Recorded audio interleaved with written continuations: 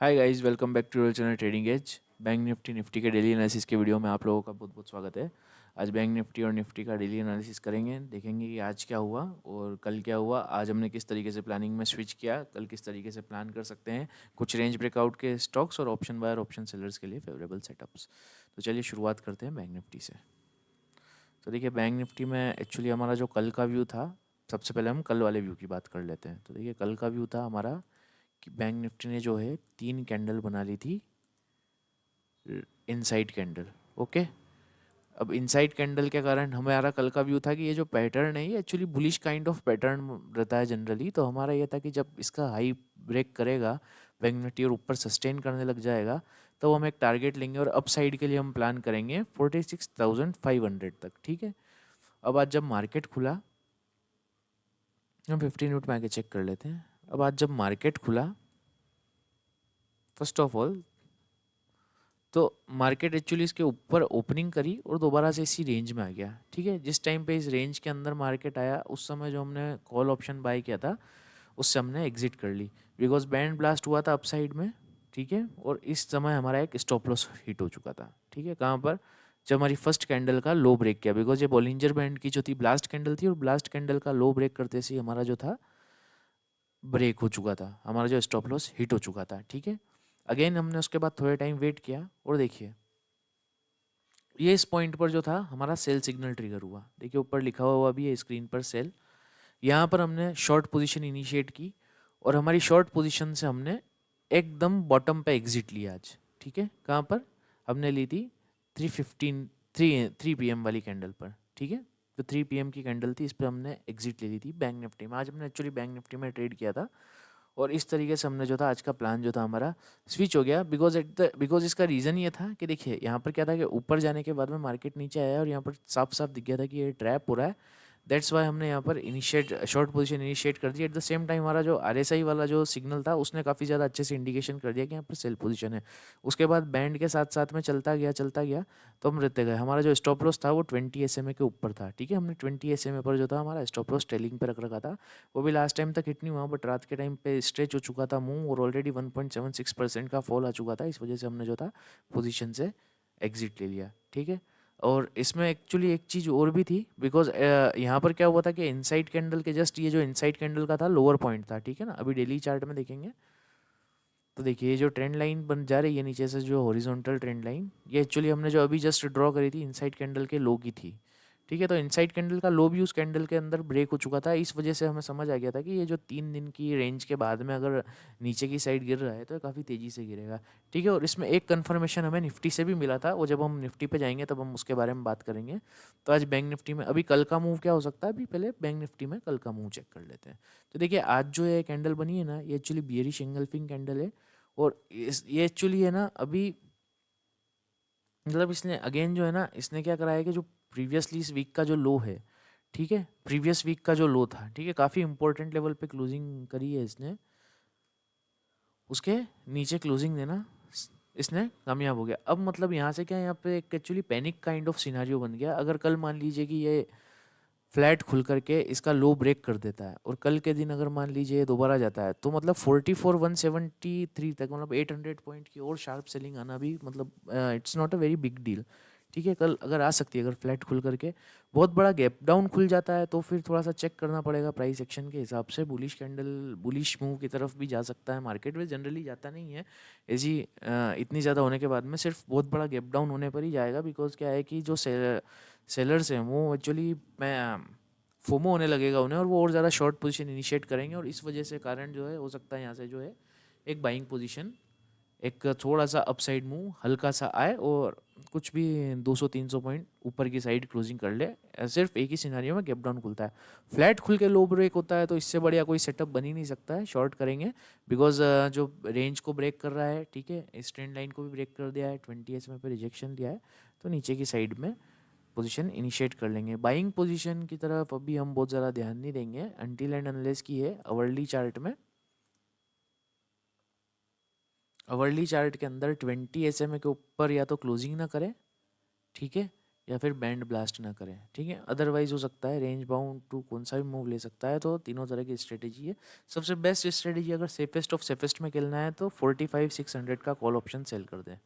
सबसे safe strategy, इससे ज़्यादा सेफ स्ट्रेटेजी कौन सी भी नहीं है इस वक्त। प्राइस नीचे जाता रहेगा तो भी आपको काफ़ी अच्छा थीटा डी का मिलेगा, प्राइस वहीं का वहीं रहेगा तो भी थीटा मिल जाएगा, उस वजह से आपको जो है प्राइस में बेनिफिट हो जाएगा। सेफेस्ट स्ट्रेटेजी इस वक्त जो बैंक निफ्टी में ऑप्शन सेलिंग की है 45,600 की, ठीक है।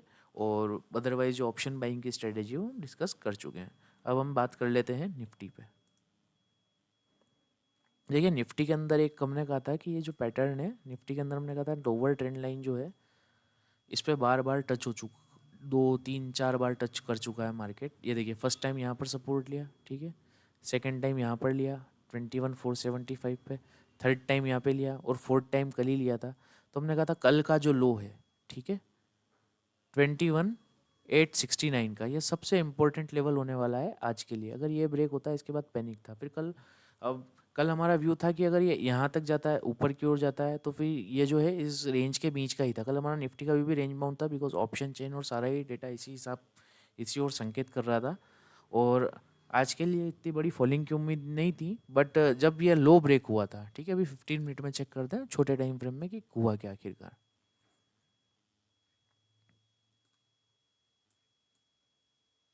देखिए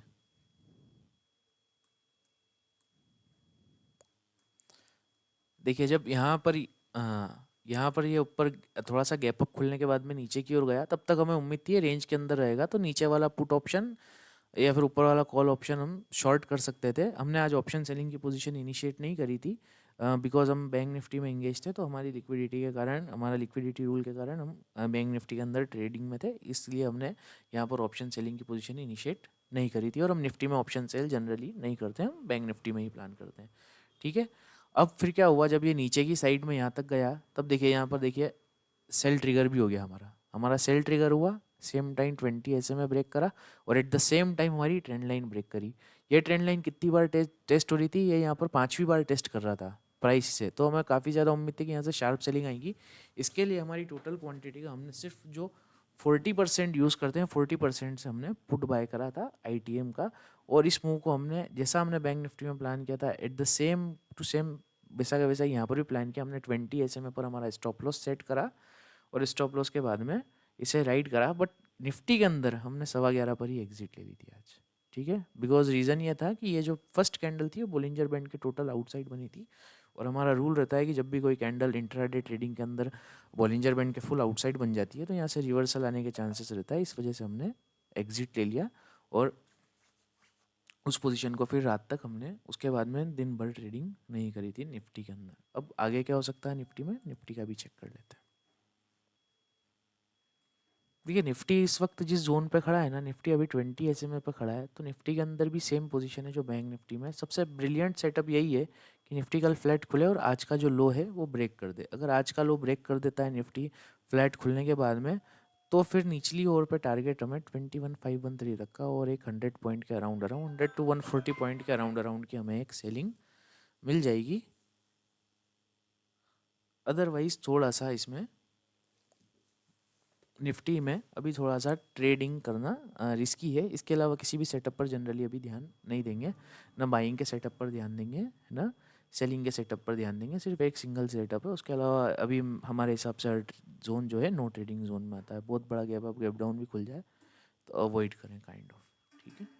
अब हम थोड़ा सा दूसरे स्टॉक्स चेक कर लेते हैं, रेंज ब्रेकआउट के स्टॉक्स, सॉरी रेंज ब्रेकआउट के स्टॉक्स पहले हम एक बार मार्केट की ब्रेड चेक कर लेते हैं, ठीक है। तो देखिए अक्यूमुलेशन में आज 95 स्टॉक्स के अंदर अक्यूमुलेशन हुआ है, यानी कि ये वो स्टॉक्स है जो कि निफ्टी के गिरने के बावजूद भी काफ़ी अच्छे रिटर्न्स दिए हैं आज। तो इन स्टॉक्स में कुछ ना कुछ मोमेंटम है। इन स्टॉक्स के चार्ट वगैरह आप चेक कर सकते हैं जो कि हम स्क्रीन पर दिखा रहे हैं, ठीक है। इन स्टॉक्स के अंदर के चार्ट चेक कर सकते हैं। ये स्टॉक्स अच्छा परफॉर्म करें निफ्टी के रिलेटिव के मुकाबले, तो फिर जब भी अच्छी रैली आएगी मार्केट में तो ये स्टॉक्स ज़्यादा अच्छे से चलेंगे, ठीक है ना। 95 स्टॉक्स है।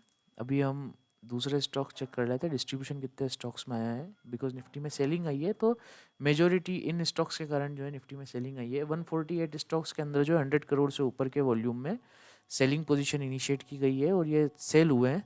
तो आप ध्यान रखिएगा कि आज जो है मार्केट जो है एडवांस डिक्लाइन जो है 2:1 का रहा है, 1:2 का रहा है, तो ज़्यादातर स्टॉक्स में डिस्ट्रीब्यूशन आया है, यानी कि आगे की ओर भी थोड़ा सा सेलिंग की तरफ इशारा कर रही है ब्रेड्थ इस वक्त के लिए। ठीक है, तो अगर बुलिश होना है तो हम इन स्टॉक्स में जो कि रिलेटिवली अच्छा परफॉर्म कर रहे हैं इनमें पोजीशन बनाएंगे। ठीक है, और अगर शॉर्ट मारना है तो हम इन स्टॉक्स को नज़र में रख सकते हैं। ये जो 148 स्टॉक्स है इनको हम जो है नज़र में रख सकते हैं, बिकॉज सेल पोजीशन इनिशिएट करने के लिए ये स्टॉक्स ज़्यादा अच्छे रहेंगे। ठीक है, अब कुछ रेंज ब्रेकआउट के स्टॉक्स चेक कर लेते हैं। तो सबसे पहला स्टॉक से हमारा टाटा कम्युनिकेशन काफ़ी अच्छा सेटअप बना रहा है, ट्रेंड लाइन ब्रेकआउट का सेटअप है। अगर कल हाई को ब्रेक करता है, कल फ्लैट खुलने के बाद आज के हाई को ब्रेक कर देता है, तो कॉल ऑप्शन बाई किया जा सकता है। टारगेट जो है हमारा 1837 तक रखेंगे, और 2 से 3 दिन की होल्डिंग पीरियड का टाइम रहेगा। स्टॉप लॉस जो है 20 SMA के नीचे रखे जाएगा। ठीक है, रीज़न ये है कि काफ़ी लंबे समय से प्राइस भी ऑसिलेट कर रहा है, RSI भी ऑसिलेट कर रहा है, और अभी जस्ट अगेन इसने अच्छा सा RSI में स्ट्रेंथ आई है, तो ऊपर भागने की प्रोबेबिलिटी काफ़ी ज़्यादा है टाटा कम्युनिकेशंस की। ठीक है, सेकंड स्टॉक देख लेते हैं।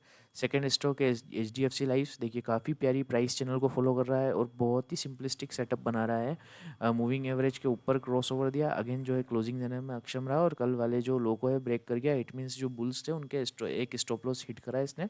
जो एग्रेसिव बुल्स थे उनका स्टॉप लॉस कहना ज़्यादा एक्यूरेट होगा। जो काफ़ी ज़्यादा एग्रेसिव बुल्स होते हैं उनके एक स्टॉप लॉस हिट हुआ। अगर कल फ्लैट खुल के इसके लो को ब्रेक करेगा तो अगेन से ट्रेंड लाइन के लो को टच करने की संभावना है। तो रिस्क रिवॉर्ड सेटअप काफ़ी फेवरेबल बन रहा है। आज का हाई जो स्टॉप लॉस होगा, कल फ्लैट खुल के लो को ब्रेक करेंगे, तो फ्लैट खुल के लो को ब्रेक करता है तो शॉर्ट पोजीशन इनिशिएट करेंगे। होल्डिंग पीरियड 4 से 5 दिन का। ठीक है, थर्ड स्टॉक्स चेक कर लेते हैं। थर्ड स्टॉक है हेल। देखिए हेल काफ़ी प्यारा सेटअप बनाया है। हेल ने अभी अवर्ली चार्ट के अंदर जो है अच्छा खासा काफ़ी लॉन्ग रेंज ब्रेकआउट दिया है। काफ़ी टाइम से होल्ड कर रहा था इस लेवल को, बार बार टच करने के बाद ब्रेकआउट दिया है। देखिए 1 time, 2 time, 3 time, 4 time, 5 time, 6 time breakout काफ़ी पावरफुल है। रिट्रेस्ट भी डन हो चुका है। कल अगर फ्लैट खुलता है तो फ्लैट खुले या थोड़ा सा गैप डाउन खुले, दोनों ही सूरतों में बाइंग पोजीशन इनिशिएट की जा सकती है। स्टॉप लॉस जो है 3072 के नीचे रखेंगे क्लोजिंग बेसिस पर। टारगेट जो है, टारगेट को 20 SMA तक हम ट्रेल करते जाएंगे। तो इसके अंदर जो है ऑप्शन में भी आप पोजीशन बना सकते हैं, फ्यूचर में बना सकते हैं, कैश में भी बना सकते हैं। आपकी चॉइस के हिसाब से पोजीशन बनाएं। बस ऑप्शन थोड़ा रिस्की होगा तो फ्यूचर या कैश में बनाएं। रोल ओवर करते रहेंगे जब तक कि ऑलरेडी चार्ट में 20 SMA के नीचे क्लोजिंग नहीं दे रहता है, बिकॉज यहाँ पर अगेन आकर के सपोर्ट ले लेगा। ठीक है, तो आज के लिए इतना ही। वीडियो अच्छा लगा हो तो वीडियो को लाइक करिएगा, चैनल को सब्सक्राइब करिएगा। जय हिंद।